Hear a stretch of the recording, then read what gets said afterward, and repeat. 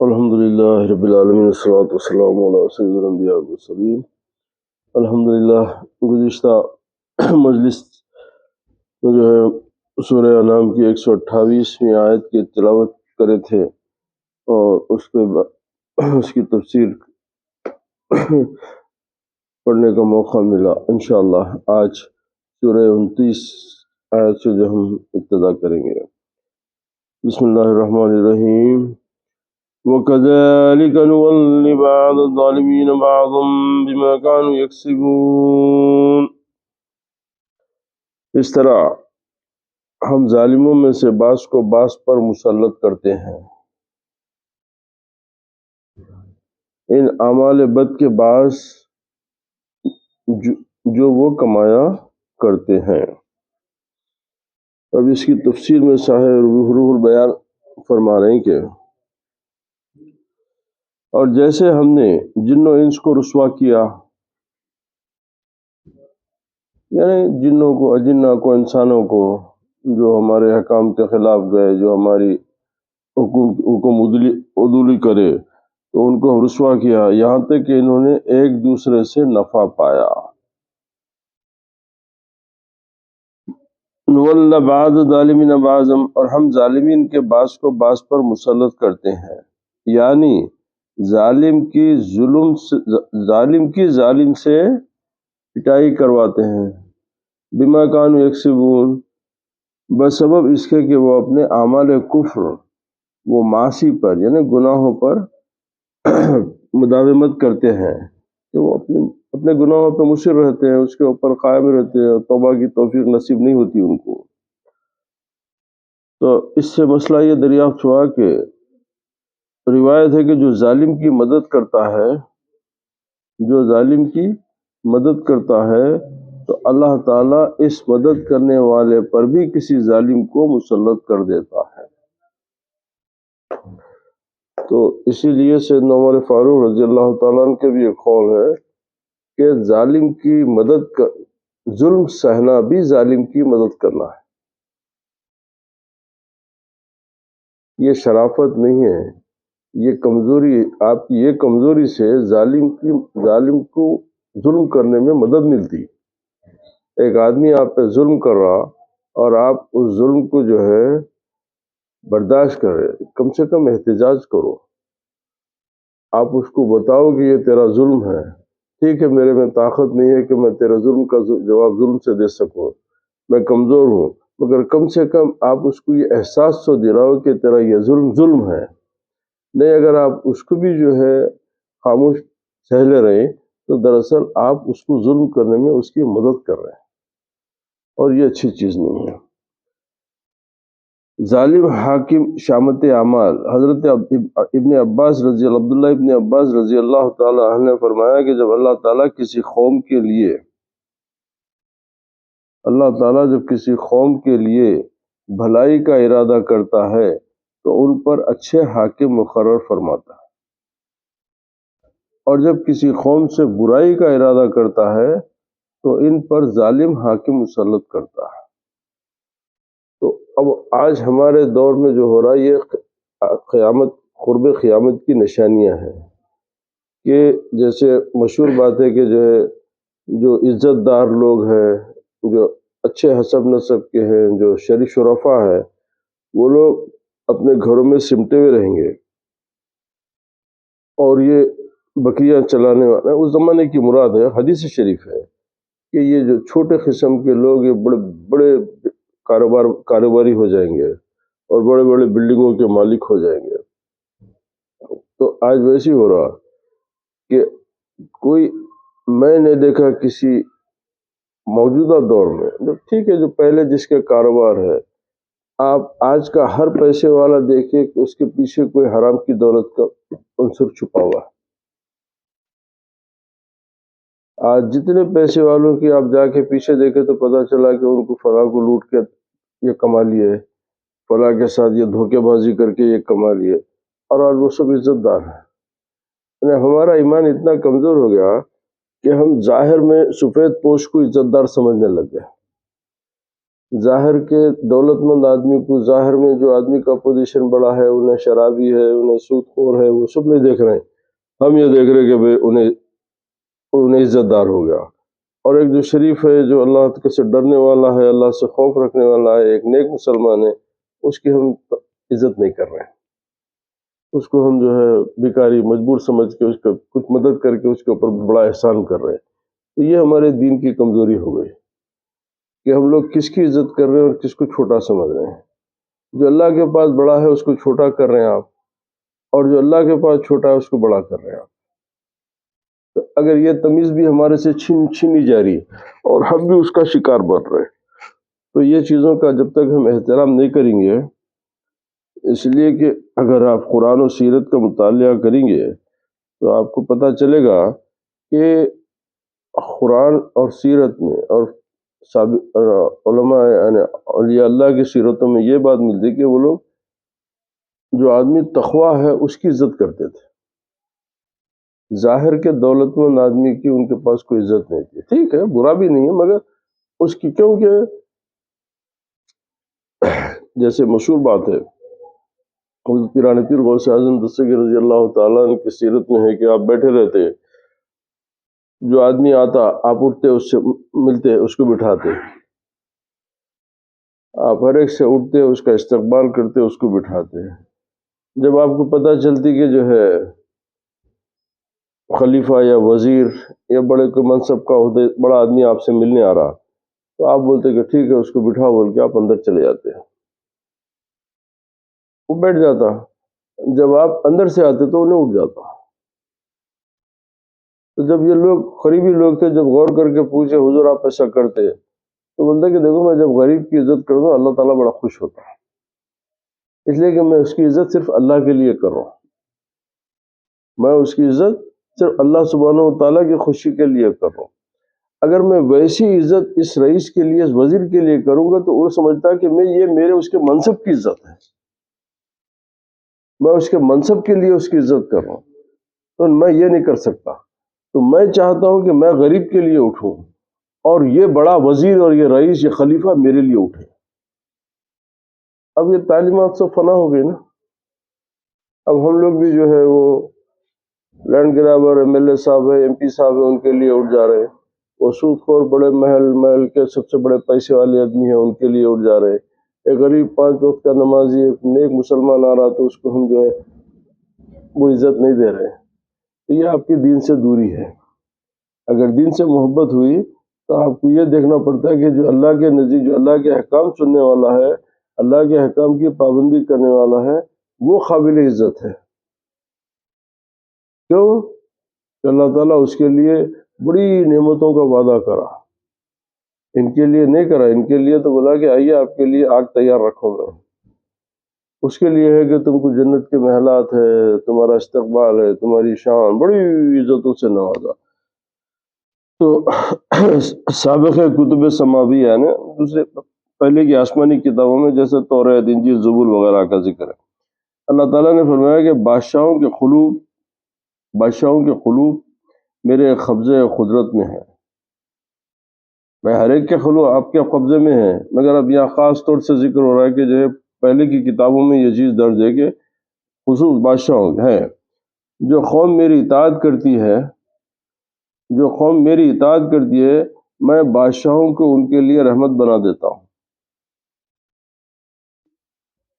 اور جو قوم میری نافرمانی کرتی ہے میں اس پر ان کے حاکموں کو عذاب بنا دیتا ہوں۔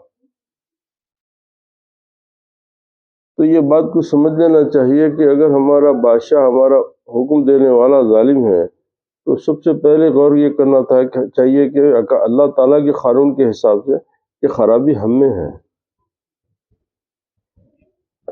خرابی ہم میں ہے۔ اسی طریقے سے ایک شخص آ کے بولتا ہے کہ میری بیوی بری ہے، تو دیکھیے غصہ یہ چیز برائی میں نہیں ہے، یہ تہذیب کے دائرے، مگر بد کرداری وغیرہ جو ہے تو اس کو غور کرنا چاہیے کہ کیا اس کے کردار اچھے ہیں یا نہیں۔ کیوں کہ اللہ تعالیٰ قرآن شریف میں فرمایا ہے کہ خبیثون الخبیثات یطیبون الطیبات، ہاں ہم نیک مردوں کے لیے نیک عورتیں رکھے ہیں اور برے مردوں کے لیے برے عورتیں. تو یہ فیصلہ اللہ کا ہے کہ آپ سمجھ رہے ہیں کہ آپ نیک ہے، آپ کی بیوی بری ہے، تو نہیں، اللہ کے قانون کے خلاف ہو گیا. کہیں جا کے دیکھو کہیں گڑبڑی ہو رہی ہے آپ سے، کہیں آپ سے گڑبڑی ہو رہی ہے. کیونکہ اگر آپ نیک رہیں گے تو اللہ تعالیٰ آپ کی زوجہ بھی آپ کو اپنے حکم کے حساب سے، قرآن ہے یہ کہ میں طیب کے لیے طیب عورت رکھا، خبیث کے لیے خبیث عورت رکھا. تو جب ان چیزوں کو ہم غور سے دیکھیں گے تو اللہ آپ کو خود بخود جو ہے اللہ کے حکم کی تابعداری کرنا، رسول کی اطاعت کرنا، اچھے لوگوں کی باتیں سننا آپ کی طبیعت میں داخل ہو جاتا. نہیں، اگر آپ کو یہ چیز نہیں ہے تو یہ تمام چیزیں صرف سننے سنانے تک ہی رہ جاتی، عمل سے ہمارا اس کا کوئی تعلق نہیں رہتا. اچھا، لہذا اے اللہ کے بندو، اپنے نفسوں کو بادشاہوں کا مشغلہ نہ بناؤ. دیکھیے آج آپ ہمارے ساتھ یہ ہو رہا، ہم یہاں بیٹھے ہوئے ہیں، میں نہیں سمجھتا کہ اس میں سے شاید ایک دو کو چھوڑ کے سب کی کیفیت وہی ہے کہ اب یہ بات کر رہے ہیں. اگر یہاں پہ اسدالدین صاحب آ گئے تو آپ کو کسی کو درس اچھا نہیں لگتا، ان کے ساتھ فوٹو کھنچانے کا شوق پہلے ہو جاتا. یہ بات ہے کہ آپ کو قرآن کی باتیں بھی جو ہے آپ کو اس وقت بولتے کہ بعد میں سن لیں گے نا، آئندہ ہفتے سن لیں گے، صاحب سے اتنا موقع کہاں ملتا پھر بار بار اتنے بڑے صاحب سے فوٹو کھنچانے کا. تو یہ آپ کی دین کی کمزوری ہے. اس لیے کہ پہلے کے زمانے کے جو لوگ تھے وہ ہے کہ جیسے اذان ہوتی تو ان کا دل و دماغ جو ہے ان کا نماز کی طرف رجوع ہو جاتا. اب انہوں سوچتے بھی نہیں دنیا کے، کیوں کہ کال اللہ کی طرف سے آ گئی. اذان کیا ہے؟ اللہ تعالیٰ آپ کو بلا رہا اپنے گھر کو آؤ. اب اس کے بعد میں وہ لوگ کسی دنیاوی کام میں ملوث نہیں ہوتے تھے. اب ہمارے پاس کیا ہو گیا کہ استغفر اللہ، اذان کی اہمیت نہیں رہی. ہے نا وہ چلو بعد میں پڑھ لیں گے. ارے اذان ہوئی تو جب یہ چیز آپ اپنی طبیعتوں میں نہیں داخل کریں گے، آپ یہ چیز کا طبیعتوں میں احترام نہیں پائیں گے تو آپ اللہ تعالیٰ کی قربت کیسے حاصل کریں گے؟ یعنی سیدھی بات یہ ہے کہ بھائی آپ کے بابا پکارے ادھر آ بیٹا، آپ جو ہے ہاں ٹھیک ہے میں آتا ہوں، تو نافرمانی ہو رہی نا. تو ایک باپ کے بلانے پہ نہیں جانے پہ نافرمانی ہو رہی، اور آپ خدا کے بلانے کی پرواہ نہیں کر رہے ہیں. آپ تو آپ پہ ایسے مسلط ہوں گے لوگ، ہم ان کی عزتوں میں اپنا وقت ضائع کریں گے، ہم ان کے ساتھ اٹھنے بیٹھنے میں اپنی شرافت سمجھیں گے، اپنا معیار زندگی سمجھیں گے. نہیں، یہ اللہ تعالیٰ کی طرف سے یہ آپ کے لیے امتحان ہے، اس کے لیے توبہ کرو. بس آپ اپنے نفسوں کو بادشاہوں کا مشغلہ نہ بناؤ بلکہ توبہ کرو تاکہ میں تمہارے حال پر رحم کروں. ہاں، حدیث شریف میں ہے کہ ظالم انسان زمین پر اللہ تعالیٰ کا عدل ہے. ہاں، کہ تمہاری نافرمانیوں کی وجہ سے میں وہ ظالم کو تم پہ ظلم کرنے کے لیے یہ میرا عدل ہے. یہ اس لیے کہ تم میرے فرما بردار ہوتے تو میں اس سے چھٹکارا دلاتا، تم کو میں اس سے بچاتا، تمہاری حفاظت کرتا.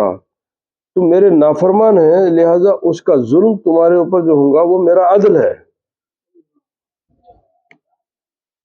وہ لوگوں سے ان کے گناہوں کا بدلہ لیتا ہے. پھر حدیث شریف بتا رہا ہوں، پھر اللہ تعالیٰ اس سے اس کے ظلم کا بدلہ لے گا. وہ اس سے اس کا لے گا، مگر تمہارے لیے تو اس کا ظلم سے تمہارا بدلہ تو کر دیا کہ تمہاری نافرمانیوں کے، تمہارے گناہوں کا، تمہاری جو ہے بدکاری جو بھی ہے اس سے جو ہے تمہارے سے تو اس سے ظالم کو بھیج کے تمہارے سے بدلہ لے لیا انہیں، اس سے بدلہ قیامت میں انہیں لے گا. پھر اور ایک مرفوع حدیث میں ہے کہ اللہ تعالیٰ فرماتا ہے کہ میں اپنے مبغوض بندے سے مبعوث بندے کے ذریعے بدلہ لیتا ہوں،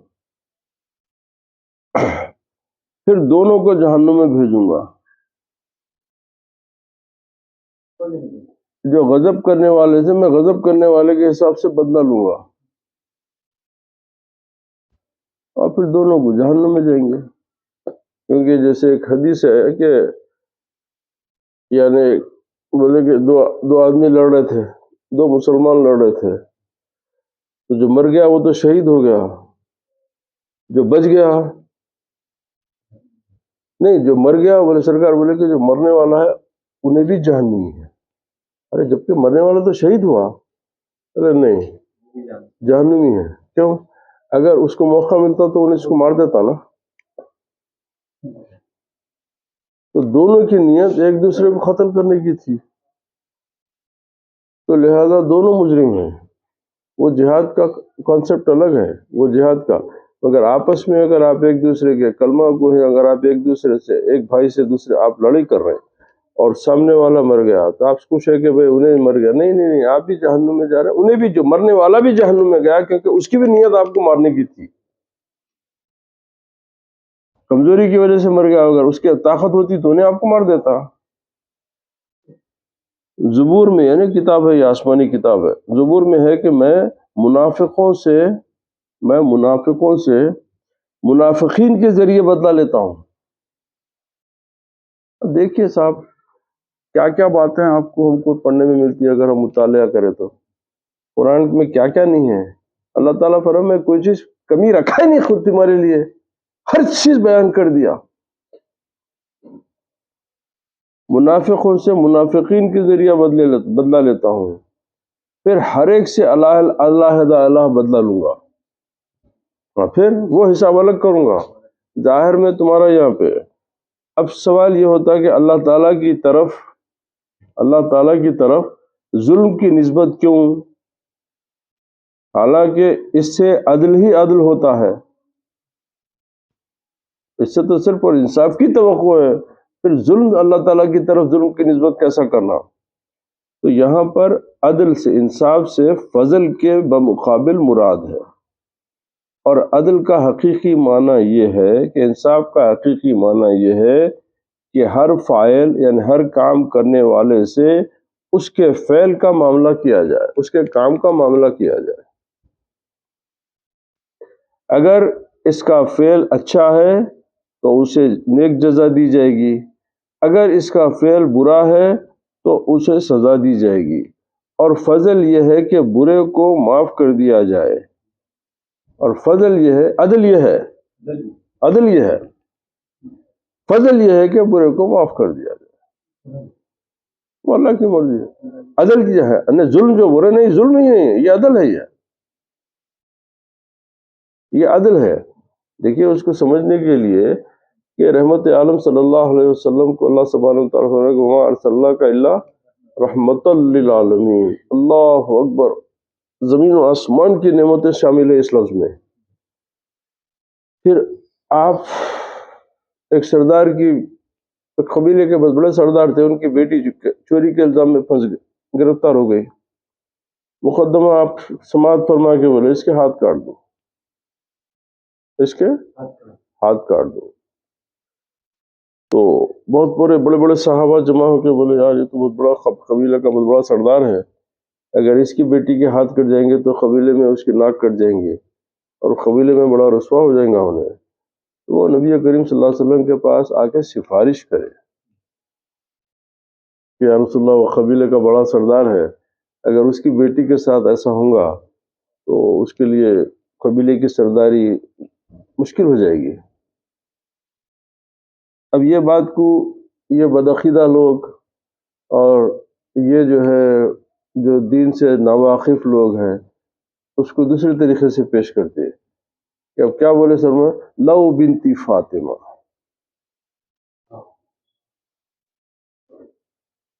اگر میری بیٹی فاطمہ ہوتی تو میرا فیصلہ یہی تھا۔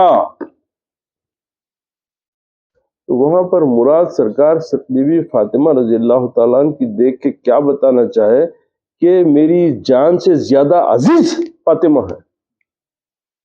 کیونکہ جب انسان کسی بات میں صداقت میں شدت جب بتانا چاہتا تو اپنی محبوب ترین چیز کو اس کے لے کے آتا کہ اگر میرا بیٹا بھی ہو جائے تو میں اپنا فیصلہ نبھاؤں، اگر میرا باپ بھی ہو جائے تو مطلب یہ ہے کہ ان کی یہ امکانیات نہیں ہیں کہ انہیں یہ امکان نہیں کر رہا کہ میرا بیٹا چوری کرے، میرا باپ چوری کرے. انہیں یہ بتانا چاہ رہا ہے کہ یہ معاملہ ایسا ہے کہ میں اپنی جان سے زیادہ محبوب چیز کو بھی اس انصاف کے بیچ میں اہمیت نہیں دوں گا. تو بات کو پلٹنے کی بھائی ہے. بات ایک ہے وہاں پہ شدت محبت کا اظہار ہو رہا سرکار کہ اگر یہ اللہ کا فیصلہ ہے، اس میں اختیار، اس میں کوئی ترد و بدل نہیں ہو سکتا ہے، کیا جائے کہ میری. تو وہاں پہ سرکار بیوی فاطمہ رضی اللہ تعالیٰ سے اپنے الفت، اپنی محبت کا پیمانہ بتا رہے ہیں کہ دنیا میں میرے لیے سب سے محبوب میری بیٹی ہے. یہ اہل سنت کا عقیدہ ہے. اور معتزلہ یعنی حافظ صاحب جامعہ میں پڑھے، ان کو معلوم ہے، آپ لوگوں کو یہ بات نہیں جو بات ہے، کیونکہ معتزلہ جو ایک زمانے میں یہ ایک فرقہ تھا، ایک عقیدہ تھا. وہ لوگ اسلام کے تھے، اسلامی عقائد کے، مگر اس میں بہت ساری چیزیں جو ہے وہ لوگ اپنی مرضی سے جو ہے اس کی تشریح، اس کی مجلس سے اس کے تعویلات وہ شروع کر دیے. تو اس سے جو ہے کافی بڑے فتنے پیدا ہوئے دین میں. یعنی بہت ساری مثالیں ایسی ہیں، جیسے کہ ایک فرقہ تھا اس میں کہ بولتے کہ بھئی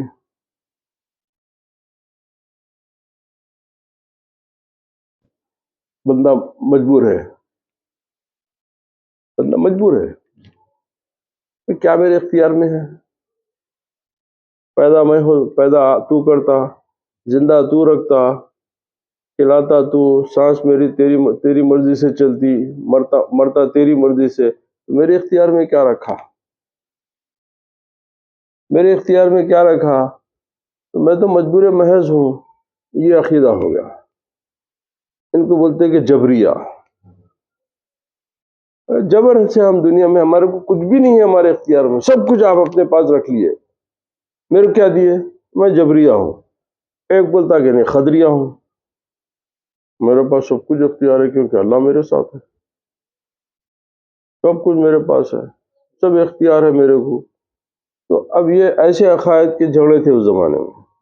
اب یہ مسئلہ دونوں کا امام جعفر صادق کے پاس گیا، جا کے بولے کہ بھائی ایک اچھا، پھر سب بڑے بڑے علماء ہیں اس میں، بڑے نامور علماء ان لوگوں میں، مگر اب علم کا دماغ اتنا ہو گیا کہ اس کے بعد میں انہوں اپنی تشریحات، اپنی تعویلات سے بہت سارے فتنے جڑنے لگے. تو جب مسئلہ امام جعفر کے صادق رضی اللہ تعالیٰ عنہ کے پاس گیا تو آپ بولے کہ ٹھیک ہے، ایک پر اٹھاؤ. بولے ایک پر اٹھا دیے، دوسرا اٹھاؤ، بولے نہیں اٹھا سکتا.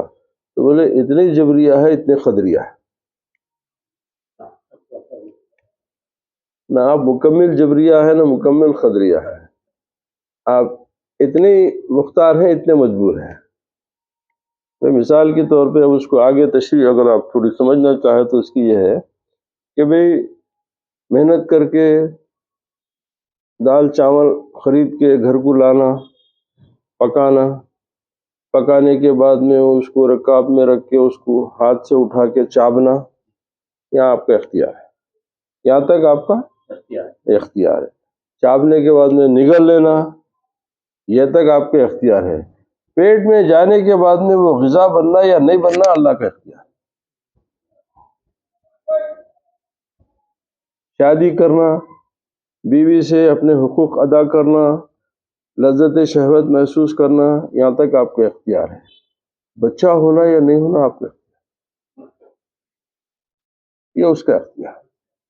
تو اتنا ہی مجبور انسان کو اللہ تعالیٰ جو ہے، ورنہ اگر ایسا ہوتا تو پھر جزا و سزا کا مطلب ہی ختم ہو جاتا کہ نہیں، اگر سب کچھ میرے پر نہیں، ایسا نہیں ہے. خیر دوسرا سبجیکٹ انشاءاللہ بعد میں. معتزلہ کے معتزلہ کہتے ہیں کہ برے کو سزا دینا اللہ پر واجب ہے، وہ اسے عدل کہتے ہیں. برے کو سزا دینا اللہ تعالیٰ پر واجب ہے، وہ اسے عدل انصاف کہتے ہیں. اسی بنا پر وہ اپنا نام اہل عدل رکھتے ہیں، ہم انصاف والے ہیں۔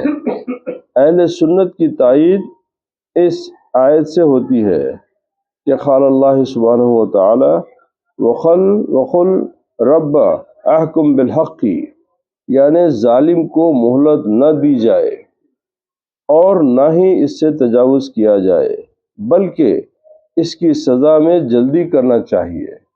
لیکن اللہ سبحانہ وتعالی جس کے لیے مہلت دینا یا تجاوز کرنا چاہے تو وہ مالک ہے، جسے چاہے عطا کرے۔ وہ جو کچھ کرتا ہے اس سے کسی کو سوال کرنے کا حق نہیں۔ سبحان اللہ۔ اب اس کے بعد میں انہوں جو ہے مثنوی شریف کے 2-3 اشعار سے اپنی تفسیر کو اور تقویت دے رہے ہیں۔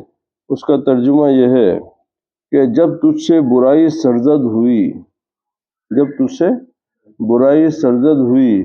بے خوف نہ ہو، اس لیے کہ یہ سچ ہے جو اسے اللہ سبحانہ وتعالی اگائے گا۔ بہت بار تیرے عیب ڈھانکتا ہے تاکہ مجھے پشیمانی اور حیا آئے۔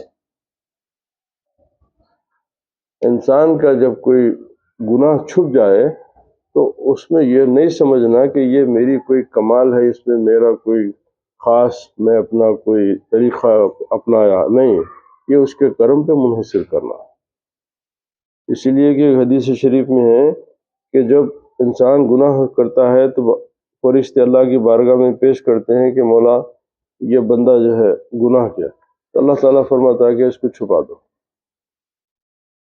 پھر جب دوسری مرتبہ کرتا ہے تو پھر دوبارہ اللہ تعالیٰ کی بارگاہ میں پیش ہوتا ہے کہ پروردگار یہ تیرا بندہ جس سے یہ گناہ سرزد ہوا، تو بولا کہ چھپا دو۔ اور جب تیسری مرتبہ پیش ہوا تو اللہ تعالیٰ بولتا کہ اعلان کر دو۔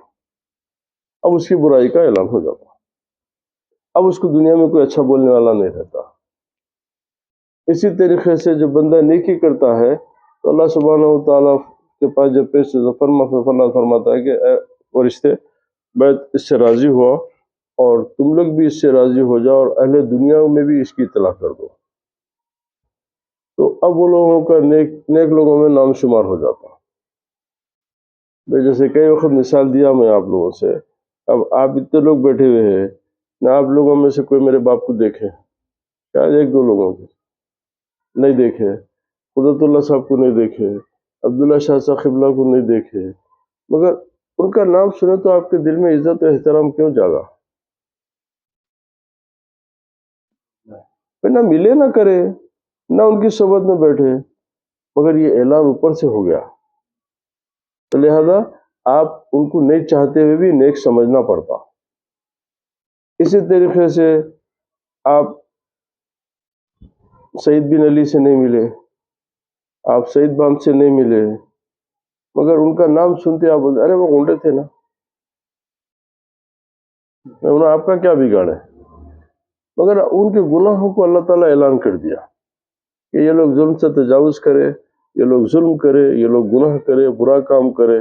تو اسی طریقے سے اگر کسی کو نیک بول رہے ہیں تو آپ کی کچھ بھی رائے ہو، آپ تھوڑا ٹھہر جاؤ، آپ اپنے کمنٹس دینے سے بچو۔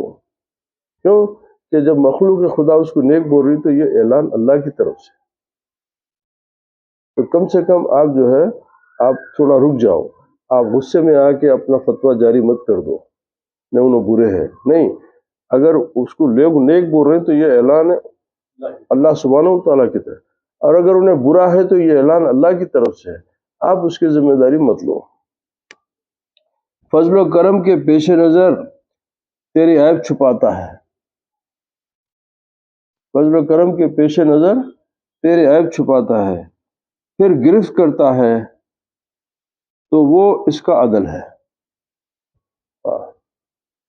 جب چھپاتا ہے تو وہ اس کا فضل و کرم، اور جب بندہ وہ فضل و کرم کو نہیں پہچانتا، انہیں سمجھتا ہے یارے میرے تو گناہ کسی کو پتہ بھی نہیں چلے، اور جب آگے بڑھ جاتا تو پھر اس کی گرفت کر کے انصاف دے دیتا۔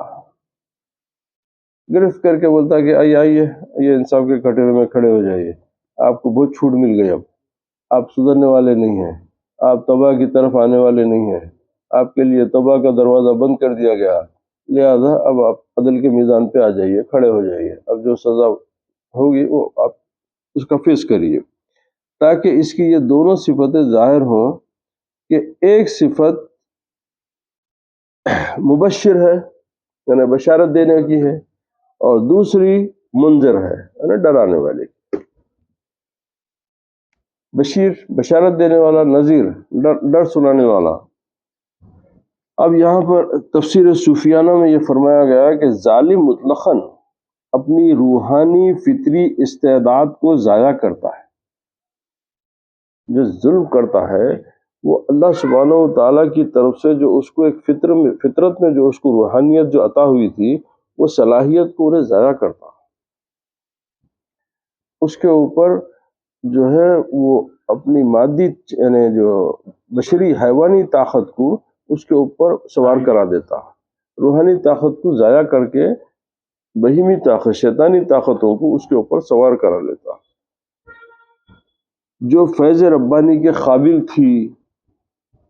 حالانکہ تیری تخلیق میں، تیری بناوٹ میں ہم یہ چیز رکھے تھے کہ تو اچھی بات کو سمجھنے کے قائل ہونا، مگر تو ہماری بات سن کے اپنے نفس اور شیطان کی باتوں کی پیروی کر کے ہماری بات کو جو ہے تو نیچے کر دیا، اور تو اس کی بات کو ہماری بات پہ اہمیت دیا۔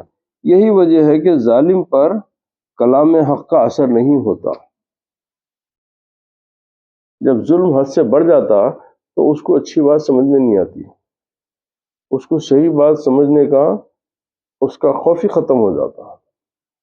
یہی وجہ ہے کہ ارباب ریاست کو قدرت و غلبہ زائد دیا جاتا ہے، یعنی جو حکومت میں رہتے ہیں، جو طاقت میں جس کو ہم دیتے ہیں، تو ان کو قوت اور غلبہ، ان کو غلبہ بھی کیونکہ تم کرو ظلم، اور وہ امتحان ہے ان کا، وہ امتحان ہے۔ اگر ہماری کوئی عیب ہم سے اللہ چھپا دیا تو آپ اللہ تعالیٰ کا شکر ادا کر کے اس سے توبہ کر کے اللہ کی طرف رجوع ہونا، نہ یہ کہ ارے میں تو بچ گیا لہذا اور آگے بڑھوں۔ نہیں، یہ اللہ کی مہلت ہے، آپ انہیں طریقہ بتایا، انہیں آپ کو ایک سہولت دی، آپ نے فضل و کرم سے آپ کے عیب کو چھپایا، تو آپ وہ اللہ کے چھپانے کو اپنا ہنر یا اپنی فراست یا اپنی چالاکیاں اس کو مت سمجھو، یہ اس کے فضل پہ انحصار کر کے آپ اس سے پرہیز کرو اور اس سے توبہ کر کے پھر وہ راستے پہ مت جاؤ، آگے بڑھ جائیں گے تو پھر آپ کو عدل کے کھٹیرے میں کھڑنا ہے۔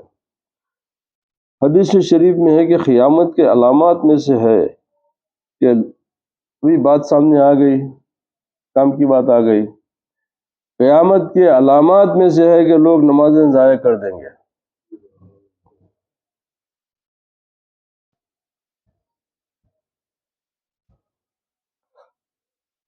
اور شہوات کے تابع ہو جائیں گے، کیونکہ عام مفہوم شہوت تو جو عورت کے ساتھ محبت ہوتی ہے، جو صحبت، اسی کو شہوت، مگر فقہی زبان میں شہوات سے مراد تمام خواہشوں کی اتباع کرنا، یعنی شہوات کے تابع ہونا۔ اس وقت کے امیر غائن ہوں گے اور وزیر فاسق، جو بادشاہ ہوں گے اور جو وزیر ہوں گے وہ گناہ گار ہوں گے۔ حضرت سلمان فارسی رضی اللہ تعالی عنہ چونک پڑے اور عرض کی کہ کیا ایسے لوگ پیدا ہوں گے؟ کتنے معصوم لوگ تھے، ایسے لوگ بھی پیدا ہوں گے جو امیر ہوں گے، وزیر ہوں گے، جو گناہ گار ہوں گے اور بددیانت ہوں گے، بدکار ہوں گے، ایسے لوگ بھی پیدا ہوں گے۔ حضور علیہ الصلوۃ والسلام نے فرمایا ہاں اے سلمان، ضرور ایسا ہوگا۔ اس وقت مومن ذلیل ترین انسان سمجھے جائیں گے، جو ایمان والے ہوں گے ان کو لوگ گیا گزرا، بیکار، ذلیل سمجھیں گے۔ وہ لوگوں کے سامنے چلے گا تو اسے خوف ہوگا کہ اگر کوئی بات کرے تو اسے کچا کھا جائے۔ اب یہ حدیث شریف بیان ہوگی۔ اگر چپ رہتا ہے تو غصے سے مرے گا، کذا فی روضۃ الاخبار، نہیں یہ جو ہے حوالہ انہوں کتاب ہے روضۃ الاخبار، اس سے لیے۔ حضرت شیخ سعدی علیہ الرحمٰ نے فرمایا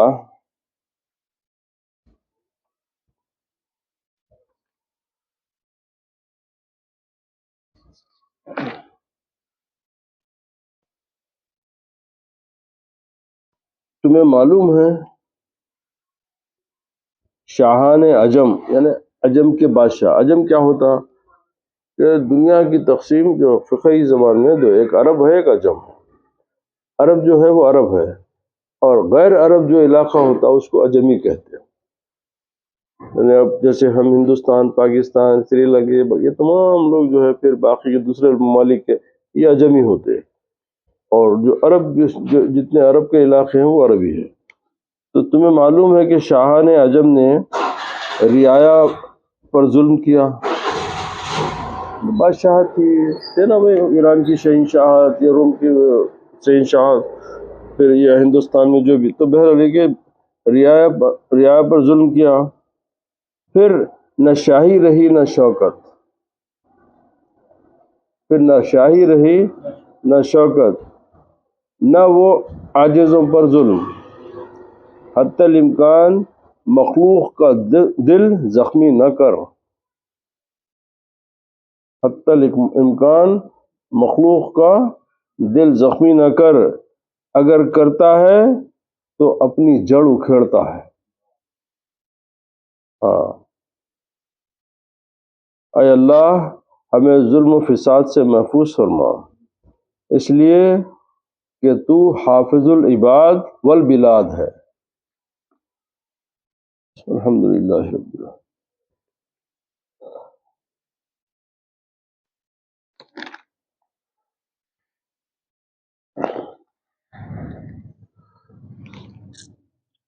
اسی کی آیت میں جلالین شریفین میں یہ بات بتائی کہ حضرت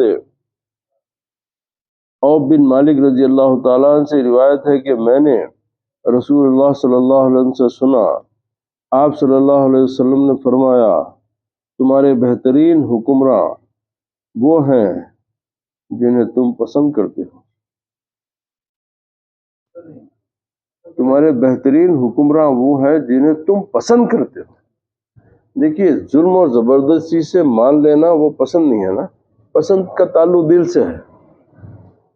آپ دل سے جن کو اچھا سمجھتے ہیں وہ آپ کے صحیح حکمراں ہیں، اور وہ نہیں پسند، اور وہ تمہیں پسند کرتے ہوں، یعنی تم اس کی بادشاہت کو پسند کرتے ہو اور وہ تمہاری رعیت کو پسند کرتا ہے، تو تم اس کی بادشاہی کا احترام کرتے ہو تو تم اس کے جو ہے شہری ہونے کا، اس کی ریاست کے باشندے ہونے کا وہ خیال کرتا ہے، تمہارے بھی خیال کر، اور تم ان کے جنازے میں شرکت کرتے ہو اور وہ تمہارے جنازوں میں شرکت کریں، اور تمہارے بدترین حکمرانوں میں سے وہ ہیں جن سے تم بغض رکھتے ہو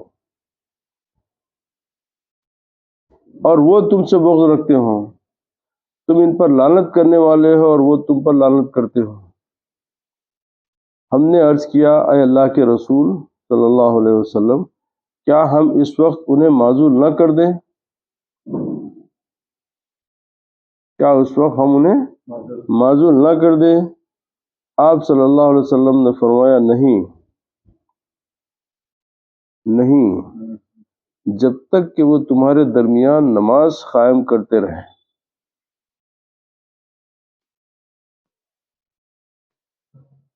اسی لیے فقہی مسئلہ ہے کہ اگر بادشاہ سے فسق و فجر بھی ثابت ہو جائے تو اس کی اطاعت کرو، جب تک کہ اس کا کفر ثابت نہ ہو۔ گناہگار بھی ہے تو آپ اطاعت کرو، اگر انہیں عبادات شریعہ سے آپ کو نہیں روک رہا،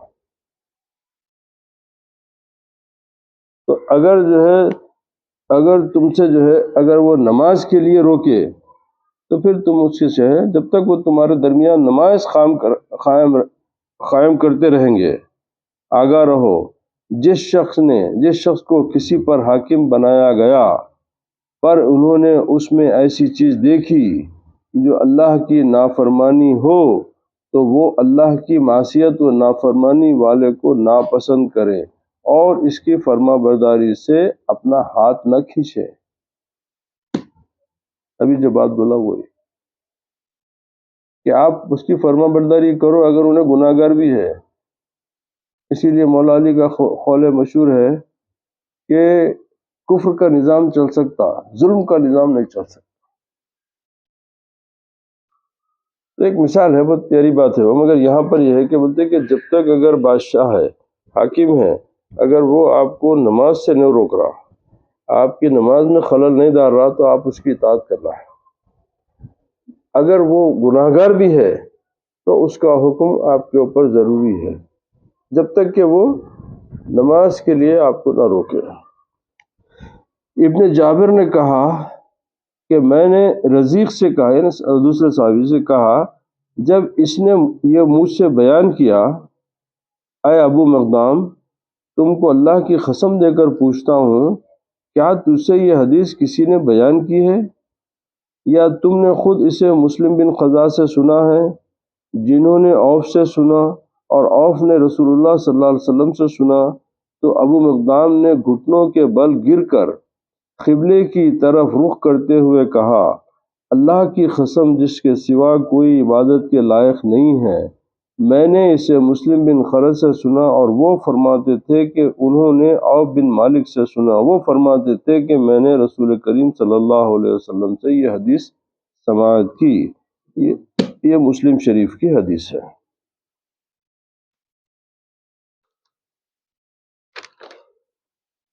اب یہ 129ویں آیت تھی، اب یہ 130ویں آیت ہے۔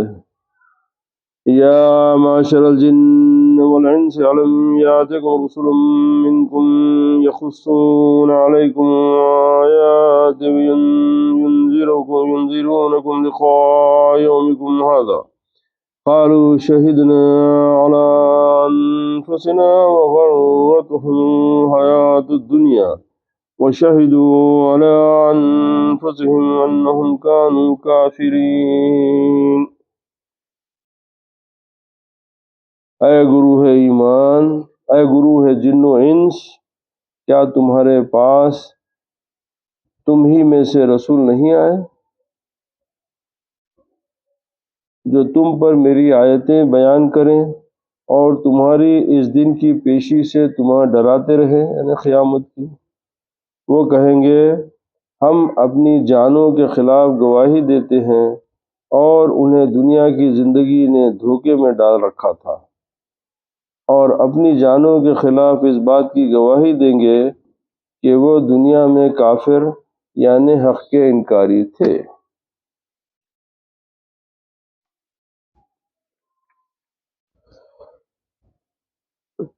قیامت میں ثقلین، یعنی ثقلین یعنی دو بھاری چیزوں کی جمع ہے، ثقیل کی جمع ثقلین ہے۔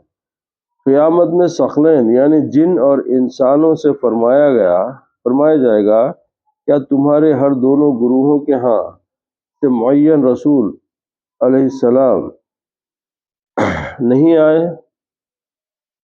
جو تمہاری جنسوں میں سے تھے؟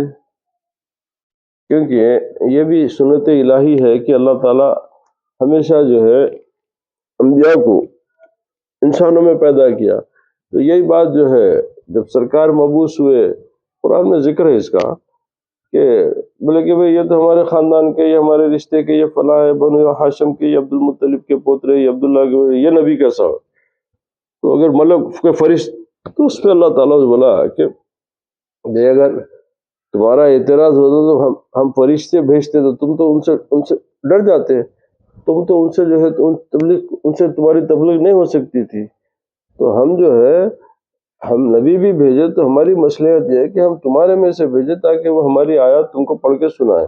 ہم اللہ ہے، ہم جو کچھ یہاں کر سکتے ہیں، ہم فرشتوں کو بھیج سکتے ہیں، ہم پرندوں سے درندوں سے بھی ہم اپنی تبلیغ کروا سکتے، مگر تمہاری آسانی کے لیے، تمہارے سمجھنے کے لیے ہم تم میں سے ایک انسان کو نبی بنایا۔ تو وہی بات کا یہاں پہ ذکر ہو رہا جو تمہاری جنسوں میں سے یعنی تم میں سے تھے۔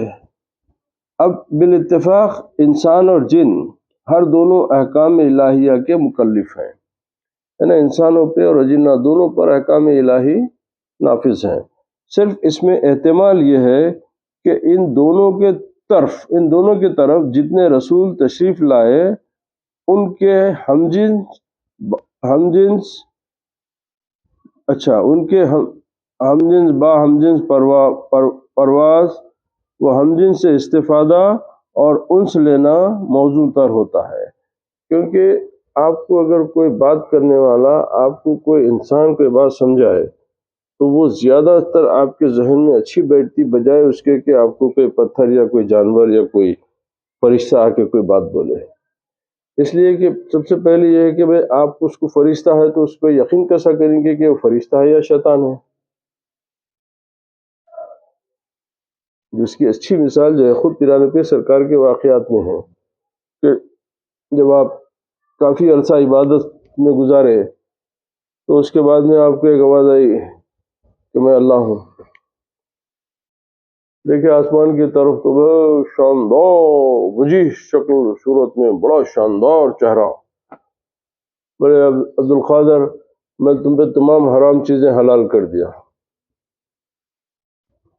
میں اتنا بڑا حکم، بادلوں میں سے آواز آ رہی اور میں اللہ ہوں۔ تو آپ خدا نخواست آپ کے میرے ساتھ ہوا تو ہم تو خوشی سے پاگل ہو جاتے۔ اب وہ غوث اعظم تھے، بولے کہ مردود میں تیری باتوں میں آنے والا نہیں، میں تیری باتوں میں آنے والا نہیں ہوں۔ پھر انہیں دوسرا وار کرا، بولا کہ تم اپنے علم سے بچ گئے، بولے نہیں، میں اللہ کے فضل سے بچا۔ تو اس پہ انہیں طائب ہو کے بولا میں تم کو نہیں بھٹکا سکتا۔ تو جب یہ آپ ذکر کرے تو آپ کے جو قریب کے لوگ تھے وہ لوگ پوچھے کہ یا پیرانے پیر آپ کو یہ بات کیسا معلوم ہوئی کہ وہ شیطان تھا؟ تو بولے اللہ سبحانہ و تعالیٰ فرمان دیا ہے کہ اللہ تبدیل علی کلماتی، حرام حلال پورا میرے آقا محمد رسول اللہ پہ اتر گیا، اس کے بعد میں اللہ تعالیٰ اپنے قول میں کیسا پلٹتا؟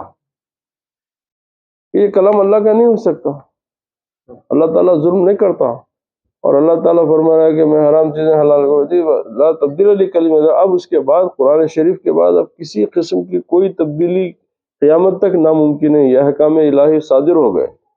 تو اب یہ سمجھ جو ہے یہ جس کو ہوتی عام انسان کے لیے تو ہم ہر چمکتی چیز کو سونا سمجھتے، ہمارے لیے تو اگر کوئی انسان کوئی سامنے، اگر کوئی ہمارے سامنے کوئی نیک شخص مولوی مرشد کوئی سامنے نہ ہو تو ہم کو بھٹکنے میں کتنی دیر لگتی؟ تو اسی لیے طریقہ سنت الہی یہی ہوا کہ بھئی انسانوں کو سمجھانے کے لیے انسانوں میں امام بنایا جائے، اجنہ کو سمجھانے کے لیے اجنہ میں انسان، ان کے ہم جنس میں ان کو جو ہے ان کا رہبر بنایا جائے۔ اچھا، استفادہ انس لینا موزوں تر ہوتا ہے۔ نیز جنات کے لیے یہ بھی احتمال ہے کہ ان کے لیے رسول ان کے غیر جنس سے تشریف لائے، مثلا جنات کے رسول بشر ہوں۔ اس میں کسی قسم کا اشکال بھی نہیں کہ جنات بشر سے استفادہ کریں گے، ان کے خواص ان سے استفادہ کریں، جنات بشر سے استفادہ کریں کہ ان کے خواص ان سے استفادہ کریں، کہ ان کے خواص ان سے استفادہ کر کے اپنے عوام تک پیغامات پہنچائے۔ یعنی اب جن جو ہے وہ بشر کی اطاعت کیسا کرتے، تو بولے کہ ان میں جو خاص ہوتے، جو اللہ تعالیٰ وہ استعداد دیتا، تو وہ لوگ جو ہے وہ بشر یعنی کسی نبی سے، جیسے مشہور ہے نا سلیمان علیہ السلام کے تابع تو پوری تمام جن و انس حتیٰ کہ چرند پرند سب ان کے تابع ہو گئے تھے، تو وہ لوگ جن بھی آپ کے احکام مانتے تھے، اجنہ بھی آپ کے احکام مانتے تھے، حتیٰ یہ کہ بیت المقدس کی جو تاریخ ہے، بیت المقدس کی تعمیر ہے، اس کے بارے میں بھی یہ ہے کہ جن پورا جنات بنائے تو ہے، کیونکہ اس کے زمانے میں جو اتنے بڑے بڑے پتھروں کا جو لانا وہ کرنا وہ انسانی بساط کے باہر تھا۔ تو آپ جو ہے وہ اجنہ سے جو ہے وہ حکم اجنہ سے کام لے کے پورا بیت المقدس تعمیر کروائے۔ تو ان میں جو مخصوص جن ہوتے جو خاص ہے، ان میں یہ صلاحیت ہوتی کہ وہ بشر سے احکام لے، اور پھر اپنے کیونکہ اب جو بشر نبی ہے وہ ہر جن کو عام جنات کے اوپر ان کی تبلیغ عام نہیں ہوتی، وہ خاص کے لیے تعلیم ہوتی ہے، اور انہوں جو ہے اس تعلیم کو آگے اپنے طبقے کے اپنے جنوں میں جو ہے اس کو عام وہ کرتے ہیں، کیونکہ جنات بشری احکام کو تسلیم کرتے ہیں، یہ ایک بات طے ہے، اس لیے کہ انسان اشرف المخلوقات ہے اور جن اس کے تابع ہے۔ اب اس کی اور ایک بھی مثال سرکار پیران پیر غوث اعظم دستگیر کے واقعات میں ہے کہ ایک شخص آیا آپ کے پاس، بڑا روتا پلاتا، بڑا پریشان حال، آگے بولا کہ یا پیران پیر میری مدد کرو۔ بولے کیا ہوا؟ تو بولے کہ اچانک میری بچی غائب ہو گئی۔ ہاں، بولے ہر جگہ جو بھی جتنے رشتے دار تمام جگہ ڈھونڈ لیا، کہیں بھی نہیں مل رہی، تو بہت مایوس ہو گیا، میری بچی جوان بچی میری غائب ہو گئی۔ آج کے دور میں بری بات ہے، اس زمانے میں تو اور بری بات تھی، وہ ناقابل فہم بات تھی، وہ ایسا کیسا ہوتا؟ آپ کوئی بولتے کہ ٹھیک رہی ہے، کسی اس کے اوپر کچھ لکھ کے بولے کہ فلاں مقام کے اوپر جا کے ٹھہرو اور جنوں کی سواری جائیں گی، اور اس میں جو شاہ اجنہ ہے اس سے جو ہے میرا سلام بولو اور یہ دے دو اس کو، بولے۔ تو انہوں بتائے مقام کے اوپر پہنچ گئے، ٹھہرے رہے، تو آئیے جناتوں کی سواری، اس میں کوئی پوچھے ان کو کہ بھائی تم یہاں کیا کر رہے؟ تو بولے میرے کو شاہ اجنہ سے ملاقات کرنا۔ کیوں؟ تو بولے میں ایسا شیخ عبد القادر جیلانی کا پیام لے کے آیا ہوں۔ تو فوراً انہیں آگے حاضر ہو گیا، بولا کیا بات ہے؟ تو بولے کہ میرے شیخ عبد القادر جیلانی رضی اللہ تعالیٰ آپ کو سلام۔ تو بولتے کہ وہ جن اتنا جھکا کہ اس کی پیشانی قریب زمین کو لگنے آ گئی، اتنا جھکا ادب سے، دیکھ کے بولا وعلیکم السلام یا شیخنا، بولا کہ ہمارے شیخ وعلیکم السلام، کیا ہے؟ تو وہ دیا ہاتھ میں، دیکھ کے جنوں کی طرف مخاطب ہو کے بولا کہ یہ کس کا کام ہے، یہ کون کرے یہ حرکت؟ تو وہ لوگ بولے کہ بھائی وہ چین کا جن ہے، چین میں رہتا، یہ اس کا کام ہے، تو فوراً پیش کرو اس کو۔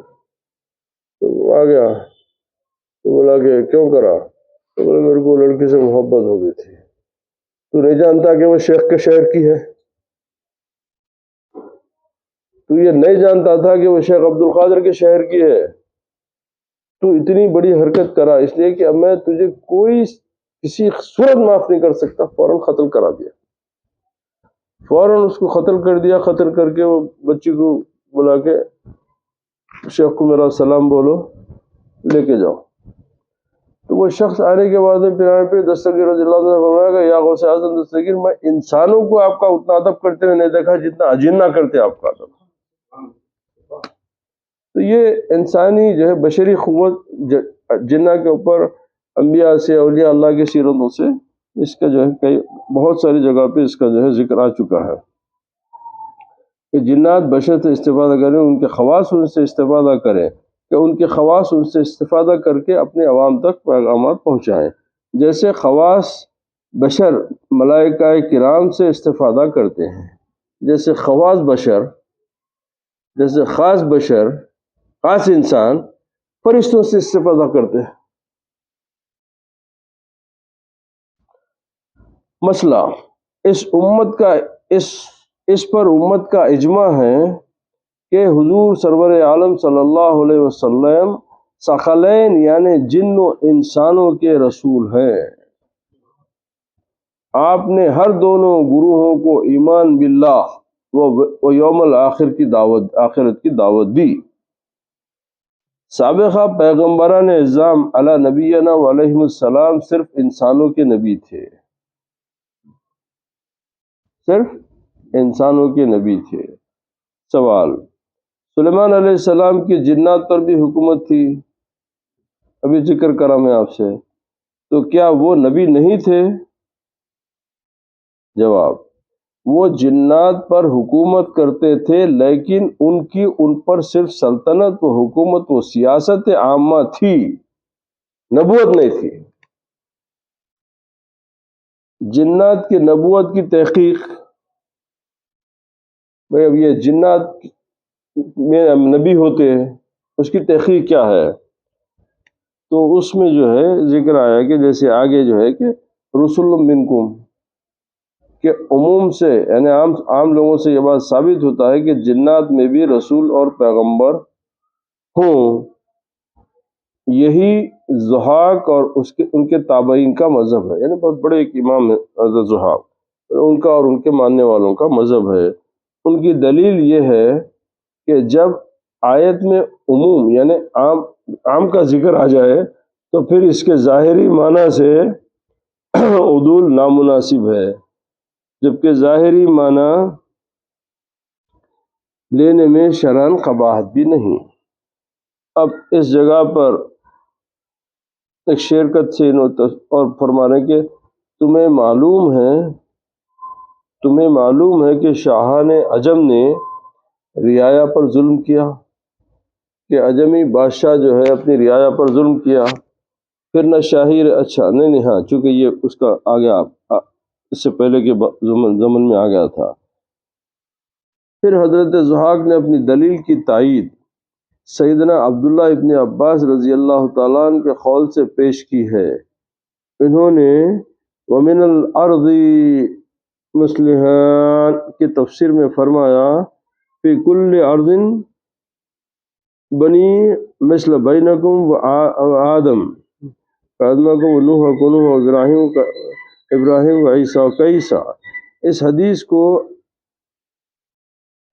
حدیث کو احکام المرجان میں صحیح بتایا ہے.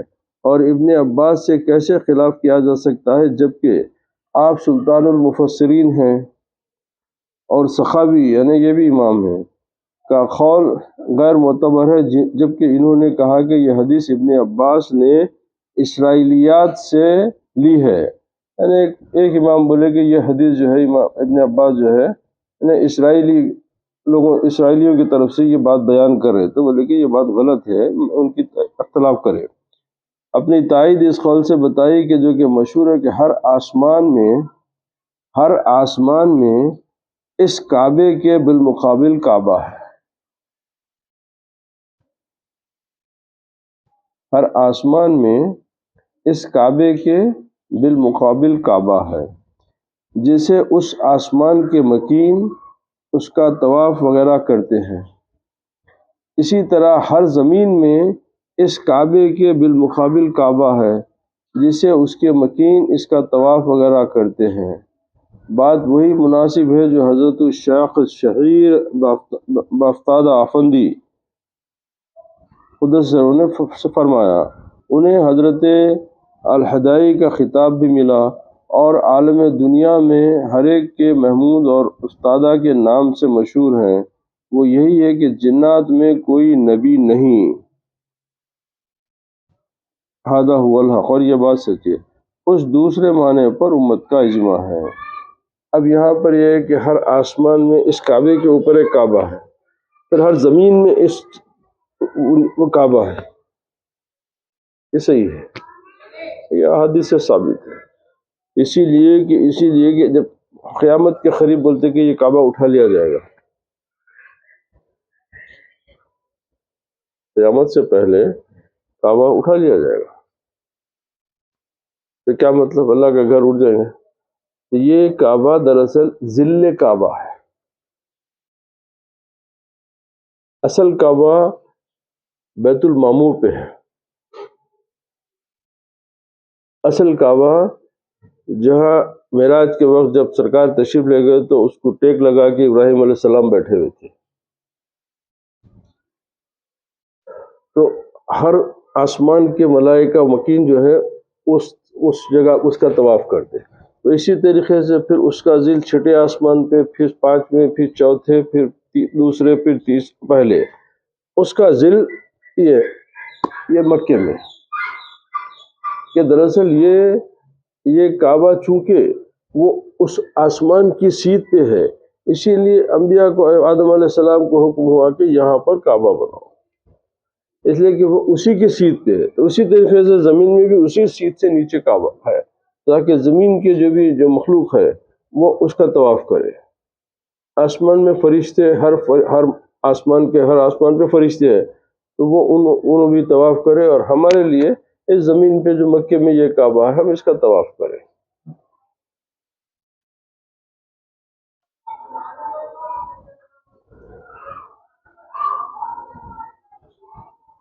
اس سے بشر کے جنوں پر فضیلت ثابت ہوئی، اس لیے کہ انبیاء بشروں سے تشریف لائے، انسانوں میں سے تشریف لائے، اور چونکہ جنات بھی احکام میں بشروں کے شریک ہیں، اس لیے انہیں ان کے ساتھ خطاب کیا گیا، اور ایسا عرب میں عام ہے۔ اس کی نظیر قرآن مجید میں ہے، قال اللہ تعالی یخرج منہما اللؤلؤ والمرجان۔ ہما کی ضمیر سے ظاہر ہے کہ مرجان ملیح دریا مراد ہے ہوں۔ بعض مفسرین نے اس کی توجہ یہ ہے کہ لفظ رسل عام ہے، یعنی رسول کی جمع رسل ہے، تو رسولوں کی جمع کی جو ہے یہ لفظ جو ہے عام ہے، وہ حقیقی رسول پر مشتمل ہوتا ہے، اور رسول کے رسول پر بھی، یعنی جیسے جبریل امین جب بی بی مریم کے پاس آئے تو انہوں بھی اپنے آپ کو رسول بولے، ان رسول جائے کا من ربی کا، کہ میں بھیجا گیا، اس کا مطلب یہ ہے کہ میں بھیجا گیا ہوں اپنے رب کی طرف سے تمہارے پاس۔ حدیث شریف میں کہ جنات کی ایک جماعت حضور صلی اللہ علیہ وسلم کی خدمت میں حاضر ہوئے اور آپ سے قرآن سنا، اور پھر واپس جا کر اپنی برادری کو احکام الہیہ کی تلقین دی۔ یہ تحقیق فقیر نے پیش کی ہے، اللہ سبحانہ وتعالیٰ اسے قبول فرمائے۔ اب اس کے بعد میں ہے یقصون علیکم آیاتی، پڑھتے تھے تمہارے سامنے میری کتابیں، وَيُنذِرُونَكُمْ لِقَاءَ يَوْمِكُمْ هَذَا، اور میری ملاقات کے اس دن یعنی قیامت کے دن سے تمہیں ڈراتے تھے۔ قالوا، وہ اس شدید توبیخ کو سن کر جواباً عرض کریں گے، شہدنا علی انفسنا، ہم اپنے نفسوں پر شاہد ہیں کہ ہمیں تیرے احکام پہنچے۔ اب وہ اپنے کفر اور عذاب کے مستحق ہونے کا اعتراف کر لیں گے۔ وہ شہدنا، اچھا، وغرتہم الحیات الدنیا، اور انہیں حیات دنیا نے دھوکہ دیا، یعنی دنیا کی زندگی میں وہ دھوکہ کھا گئے، اس لیے ایمان نہ لا سکے۔ واشہدوا علی انفسہم، اور آخرت میں اپنے نفسوں پر گواہی دیں گے، انہم کانوا، بے شک وہ دنیا میں تھے کافرین، اللہ تعالیٰ کے احکامات و آیات جنہیں رسول کرام لائے تھے ان سے کفر کرنے والے، یعنی ان کا کفر سے مراد کیا ہے کہ انکار کرنا، کفر کے معنی ہے انکار کرنا۔ تو چونکہ اللہ سبحانہ وتعالی ہر آنے والے سے قیامت تک پیدا ہونے والوں سے جب ان کی ارواح کو عالم ارواح میں جب آپ میں سب جو گزرے قیامت تک جو پیدا ہوں گے، وہ تمام جب ارواح کو ان کو بلایا، ان سے سوال کرا، الست بربکم، کیا میں تمہارا رب ہوں؟ تو آپ کی میری سب کی ارواح اس وقت اقرار کرے کہ قالوا بلا۔ قالوا بلا کا مطلب یعنی معنی تو جو ہے اس بات میں ہے، مگر اس کا لغوی معنی یہ ہے کہ وائی ناٹ، کیوں نہیں، یعنی اس بیان میں اس جواب میں شدت یہ ہے کہ تو نہیں تو پھر اور کون۔ اس کے بعد جب دنیا میں بھیجے گئے تو انہوں نے انکار کر بیٹھے، اس لیے وہ کفر ہو گیا کہ وہاں تو ہماری ربوبیت کا، ہماری الوہیت کا، ہمارے خدا ہونے کا اقرار کرے تھے نا، تمہاری روح تو اقرار کری، اور جب دنیا میں ہم تم کو عقل کی دولت کے ساتھ دنیا میں اتارے تو تم اپنی عقل سے کام لیتے ہوئے ہمارا انکار کرتے۔ یہ کفر ہے۔ اب اس کے بہت ساری تعبیر ہے، اور عام معنی کفر کے جو ہے انکار کرنے کے ہے۔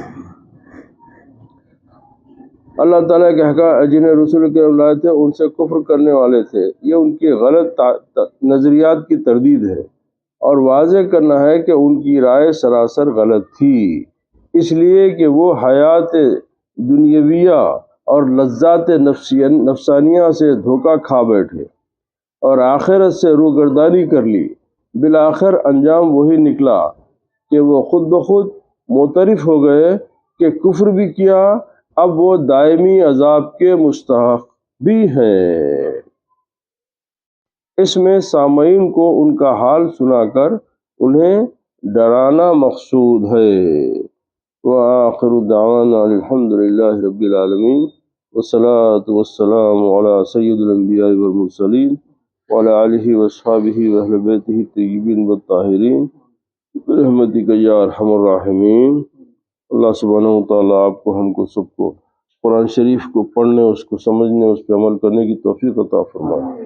اللہ سبحانہ وتعالیٰ نور قرآن سے ہمارے سینوں کو، ہماری بصارت کو، ہماری سماعت کو، ہمارے گھروں کو پروردگار نور ایمان سے منور کر دے، ہماری زندگیوں کو، ہماری خبروں کو نور قرآن سے اللہ سبحانہ وتعالیٰ ہمیشہ ہمیشہ منور فرمائے، اور اس سے ہم کو پروردگار ان سے ہماری بخشش فرمائے۔